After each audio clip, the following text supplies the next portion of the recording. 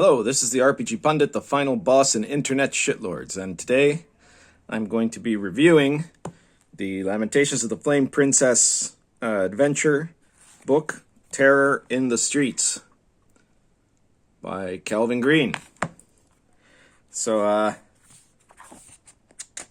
this is a book by Lamentations of the Flame Princess, printed by, James Raggy. And I guess to cover the first part of it is to say it's an adventure. You can see there's got some nice artwork on either side here. It's 96 pages long. It's in a small size format similar to my World of the Last Sun, which you can pick up on Drivethru RPG. And Terror in the Streets is an adventure. Like many of the Lamentations adventures, it's ostensibly... Many of those adventures are ostensibly set in 17th century Europe. And this one is similarly set in Paris in 1630, hence the map of Paris in 1630. It's therefore arguably a historical product. And so as, the guy who's maybe most famous for making historical products, I should probably judge it in part on that question of historicity, of how accurate it is or how authentic it is in the context. But you also have to judge it on how interesting or fun or well designed it is too, right? I mean, that's more important, actually. So I'm going to look at it from that point of view. And you can see in the back section here, it talks about how in 1630, horror has come to Paris. The city's children are missing. Parents are fearful and paranoid. The people of Paris are becoming angry and restless. A mysterious phantom figure is taking the youngsters and taunting the authorities. Can the criminal be found before more children disappear? What is the secret behind the kidnapping? Okay. It's a historically inspired investigative urban horror adventure for characters of most levels, for use with Lamentations of the Flame Princess, weird fantasy role-playing, and other traditional role-playing games. So it's obviously going to be OSR compatible with any system. You could probably use this with Lion and Dragon. Hell, I might adapt this to my current Lion and Dragon campaign, just change back the timeline a bit.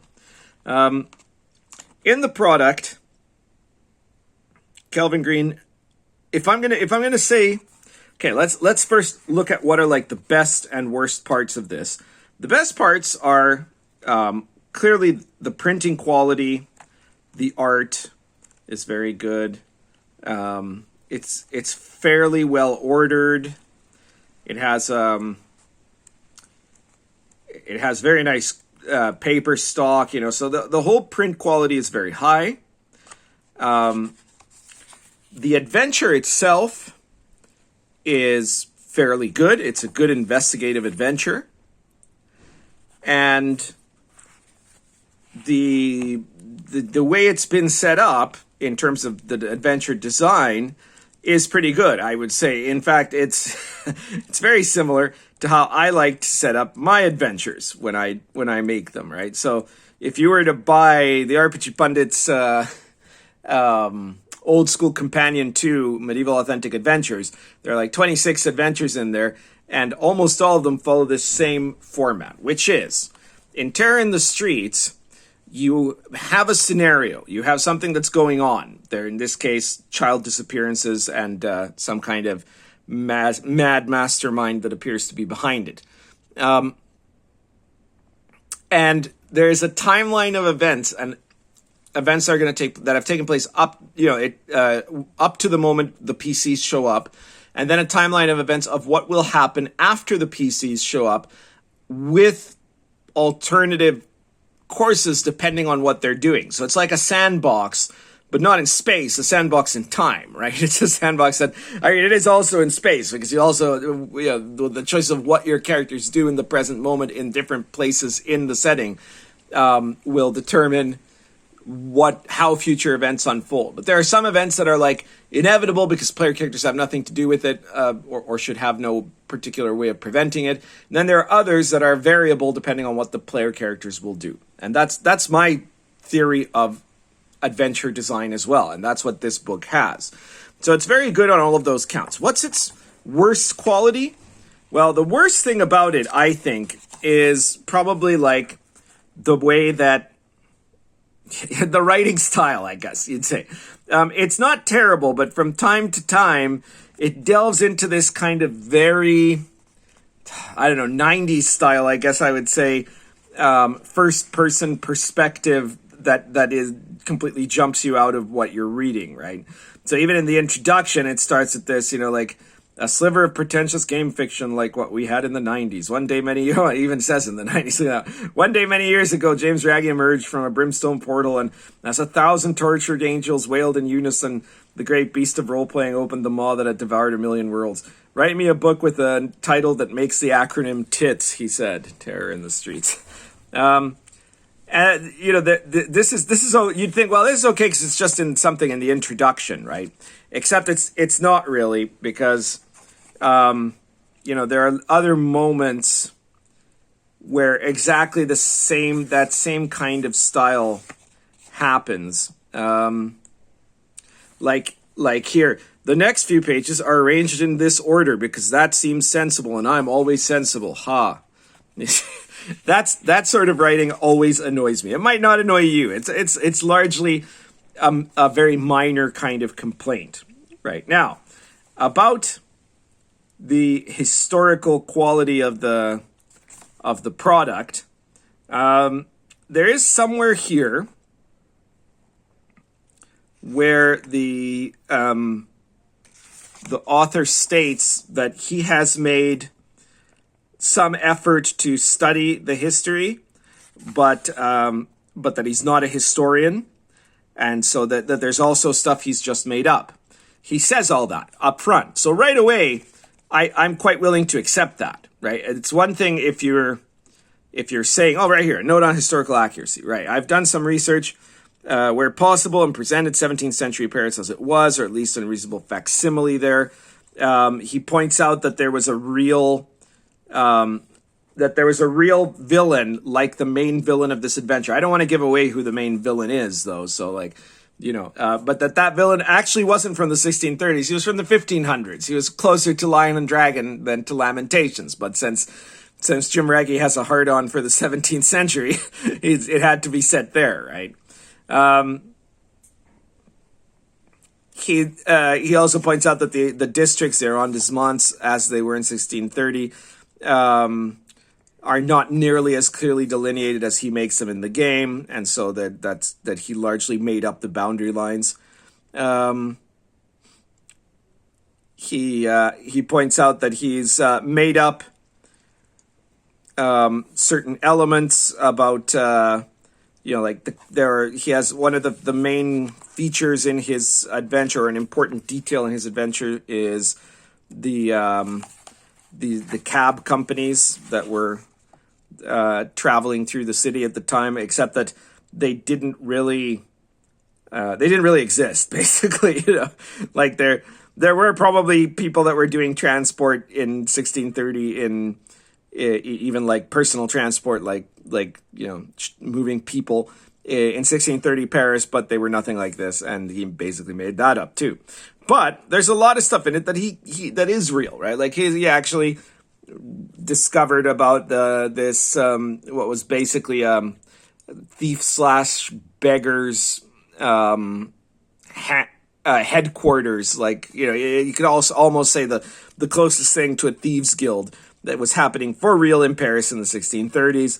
And so he included that in the adventure. That's good stuff,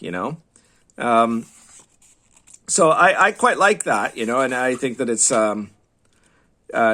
it's good because he is very clear about, the limits of his historical know-how. And within those limits, I have to say he's done very well, right? Like he's obviously spent a lot of time researching. He's put a lot of effort into it. Yes, the Cardinal Richelieu is an important character in the adventure, even though the player characters might never meet him. Like, when you actually read through the adventure, the odds of you running into Richelieu are relatively small. There's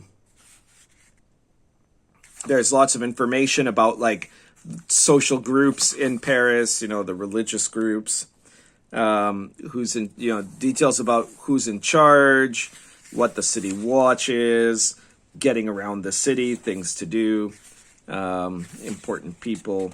Here's another map of the city. The points on the map obviously relate to important areas for the adventure. There's a mechanic that I think is kind of clever. I wouldn't have done it exactly this way, but it's good enough. It's a fairly entertaining concept, which is that it's a marker of the level of how bad the situation is in the city in terms of social unrest, and so, like, different things that happen, including different things that the player characters do, could rile up the mobs or calm them down. And if the unrest die reaches a certain level, then certain effects take place, mostly of government repression of popular uprisings. But there's also real events in the adventure, right? Like, there's an NPC that can prove to be useful to the characters, but that if the unrest level has gotten too high, the guy's house is burnt down and he runs away from the city, right? And there's another guy that has an important clue, but if the unrest level is too high, then he's murdered, and possibly before the player characters get a chance to discover it. It's an encounter table, which is quite good. The unrest die also modifies the encounter table. Stuff on taxis, which, like I said, is not really real. And a timeline. There's details on options of how the characters would get involved. Like, this reads a lot like one of my adventures, right? Because I always include that sort of thing for the party, and the reasons are very similar for what I would do. There's not because it's still pre-industrial. This is a meatball here. Because it's still pre-industrial, there's not that much difference between what would motivate people to get involved in an investigation in 1630 versus 1430, right? So it's a lot of the same stuff, and then after you get a series of details of the victims, the events. It's a kind of gory adventure, right? But I think that it's not the level of, like, cheap, like grindhouse movie gore that you usually get in some of Raggy's own books. This is, gruesome murder stuff that's involved. Oh, here she is. Meatball. Hey, you're sitting on the review book. How am I supposed to continue when you're sitting on the book I'm reviewing? All right. Well, luckily I'm close to being done, so I'm just going to film your ass here while I continue. It's not really gruesome in, like, a grindhouse way, but it is gruesome in the sense of, chilling murders that are taking place. There's no moment where there's, I don't know, explosions of gore everywhere or something like that. At least not that I remember, right?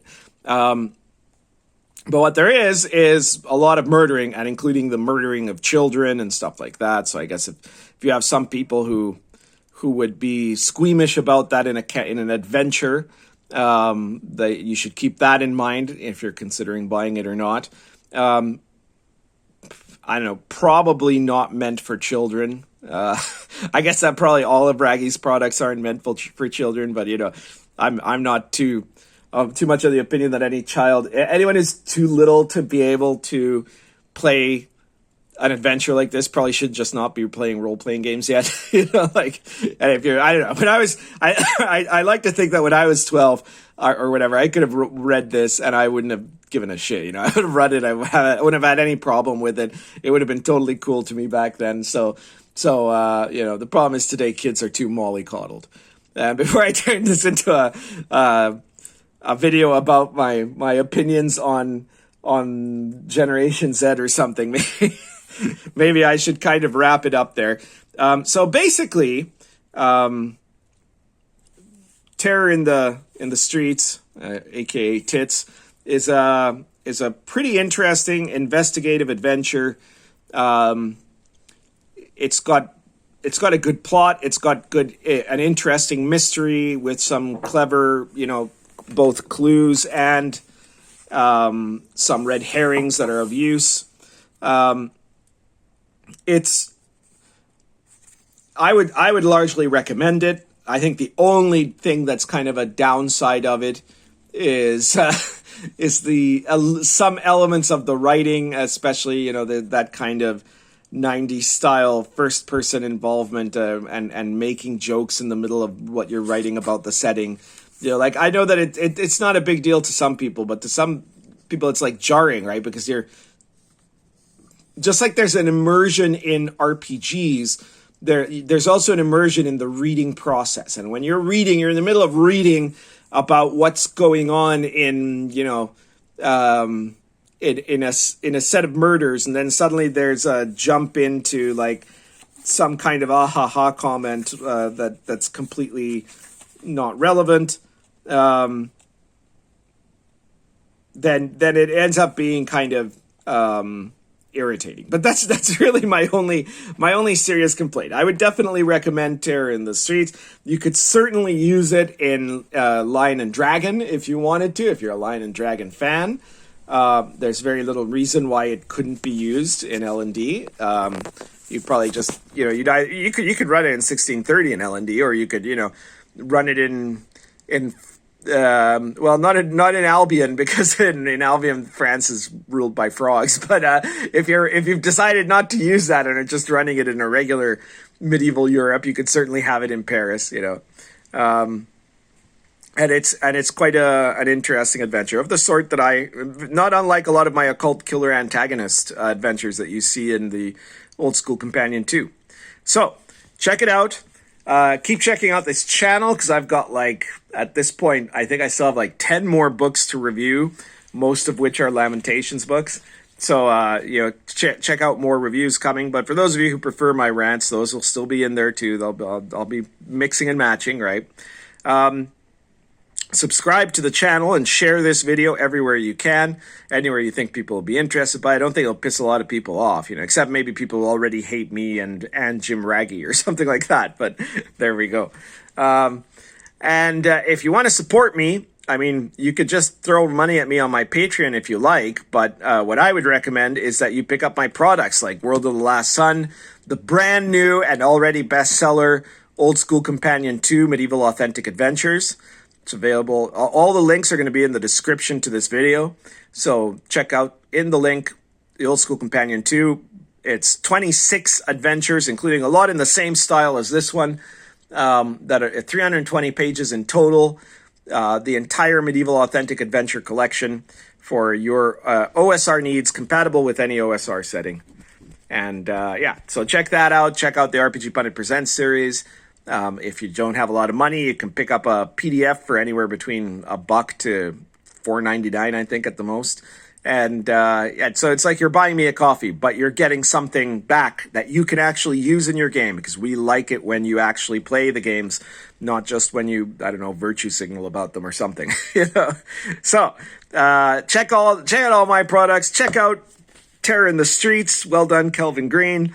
And check me out later for more reviews. Currently smoking a Nerup Poker plus Argento Natural.